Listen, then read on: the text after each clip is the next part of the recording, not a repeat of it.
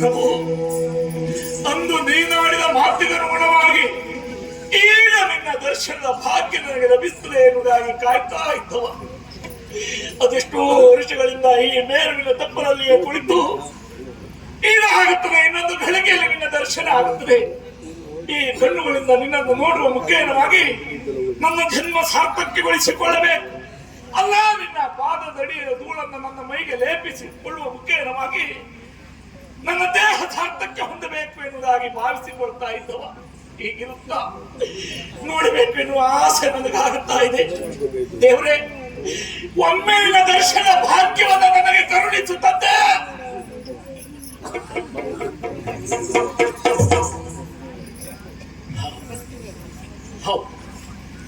ಅಂದು ನೀನಾಡಿದ ಮಾತು, ದರ್ಶನದ ಭಾಗ್ಯವನ್ನ ನನಗೆ ಮನಸ್ಸು ಬಂದಾಗ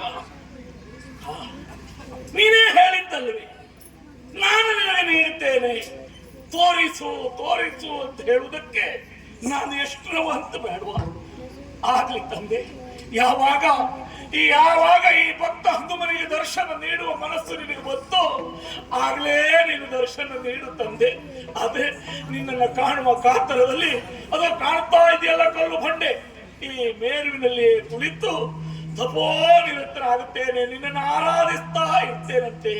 ರಾಮ ರಾಮ ರಾಮ ಶ್ರೀರಾಮ ಜಯ ರಾಮ ಶ್ರೀರಾಮ ಜಯ ರಾಮ.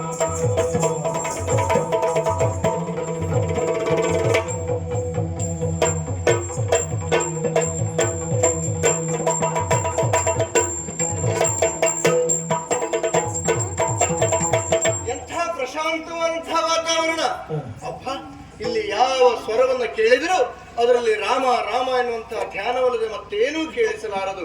ಅಂತಾದ ಮೇಲೆ ಹನುಮ ಇಲ್ಲಿಯೇ ಇದ್ದಾನೆ ಸ್ಪಷ್ಟವಾಗಿ ಅರ್ಥ ಆಗುತ್ತದೆ. ಹಾಗಿದ್ರೆ ತಪಸ್ಸಿನಿಂದ ಅವನ್ನ ಎಚ್ಚರಿಸಿದೆ ಅಂತಾದ್ರೆ ಸುಮ್ಮನೆ ಬಿಟ್ಟಾನ ಅವ? ಖಂಡಿತ ಸುಮ್ಮನೆ ಬಿಡಲಾರ. ಹಾಗಿದ್ರೆ ಅವನನ್ನು ಇಲ್ಲಿಂದ ಅಲ್ಲಿವರೆಗಾಗಿ ಕರೆದೊಯ್ಯುವುದಕ್ಕೆ ಬಲ ಯಾವುದು? ಆಡುತ್ತಾ ಇದ್ದಾನಲ್ಲ ರಾಮ ರಾಮ ಎನ್ನುವಂತಹ ರಾಮನಾಮ, ಅದೇ ರಾಮನಾಮವನ್ನೇ ಹಗ್ಗವನ್ನಾಗಿಸಿಕೊಂಡು ಇವನನ್ನ ಬಂಧಿಸಿ ಅಲ್ಲಿವರೆಗಾಗಿ ಕರೆದೊಯ್ತೇನೆ. ನೋಡೋಣ. ಶ್ರೀರಾಮಚಂದಿರನ ಶ್ರೀನಾಥ ಸುಂದರನ ಶ್ರೀಮಂತ ರಾಮ ಶ್ರೀರಾಮಚಂದಿರನ ಶ್ರೀನಾಥ ಸುಂದರನ ಶ್ರೀಮಂತ ನಾರಾಯಣ ರಾಮ ರಾಮ ರಾಮ ರಾಮ ರಾಮ.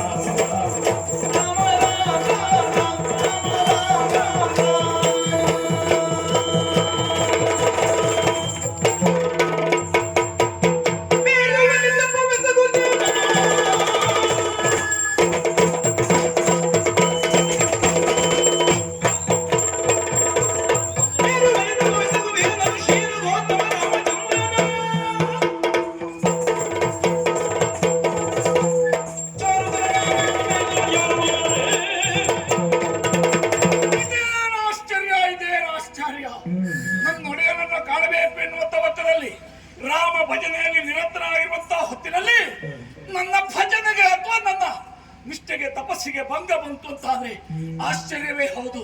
ಅಲ್ಲಿಂದ ಇಲ್ಲಿವರೆಗೆ ಕರೆತಂದಿದ್ದಾರೆ. ನನ್ನ ನಡೆಯನ ತವಕದಲ್ಲಿ ನಾನು ಕಾಣುವುದು ಯಾಕಾಗಿ, ಹೇಗೆ ನಿಷ್ಠೆಯಲ್ಲಿ ಕುಳಿತಿರ್ಪ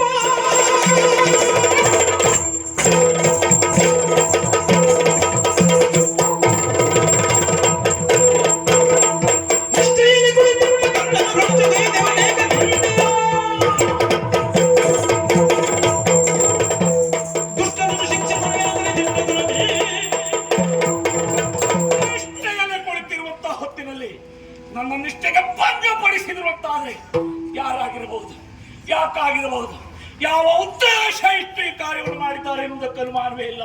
ಅಲ್ಲದೆ ಹೋದ್ರೆ ನನ್ನ ನಡೆಯನ್ನ ಕಾಣಬೇಕು ಎನ್ನುವುದಾಗಿ ಭಾವಿಸ್ತಾ ಇದ್ದವ ನಾನು. ಹೀಗೆ ಮಾಡುವುದಕ್ಕೆ ಕಾರಣಕರ್ತರು ಯಾರಿರಬಹುದು ನೋಡ್ತೇನೆ.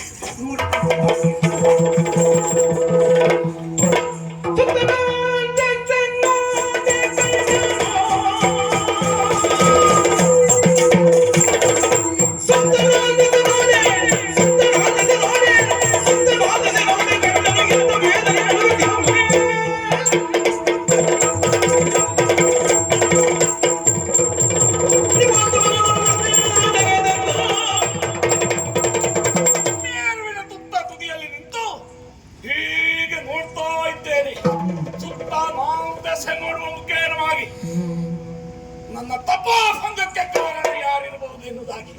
ಯಾರು? ಯಾರಿಂದ? ಆ?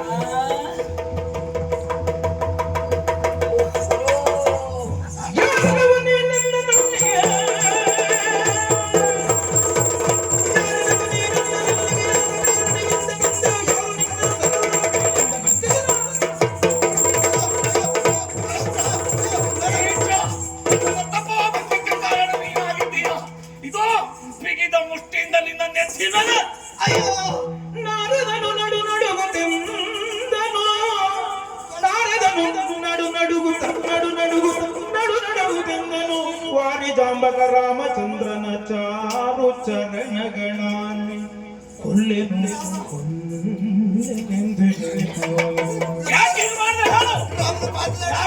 ರಾಮನ ಪಾದದಾಡಿಯಾಗಿ ಏನು ಮಾಡುದಿಲ್ಲ ಅಂತೇಳಿ ಎಲ್ಲ ಹೇಳ್ತಾರೆ. ರಾಮ ರಾಮ ರಾಮ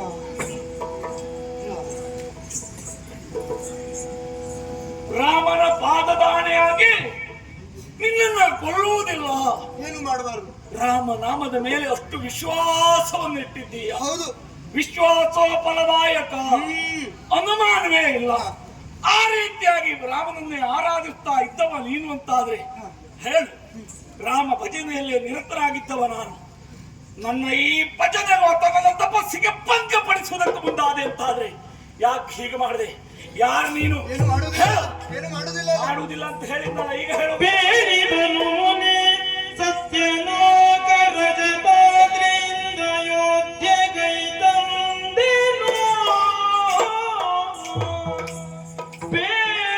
ಬೇಡಿದನು ಮುನಿ. ಸತ್ಯಲೋಕ ರಜತಾದ್ರಿಂದ ಯೋಧ್ಯಗೈತಂದೆನೋ ನೀಲಮೇಘ ಶ್ಯಾಮನಾಗಿರುವ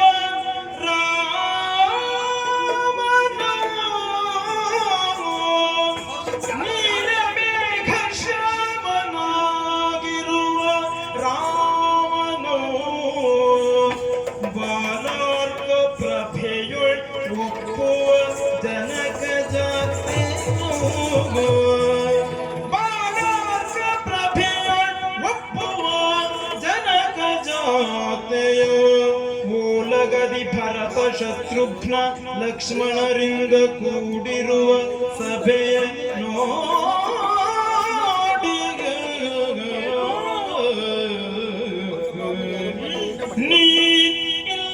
ನೀಲ್ಲರಿಗ ವಿಚಾರವ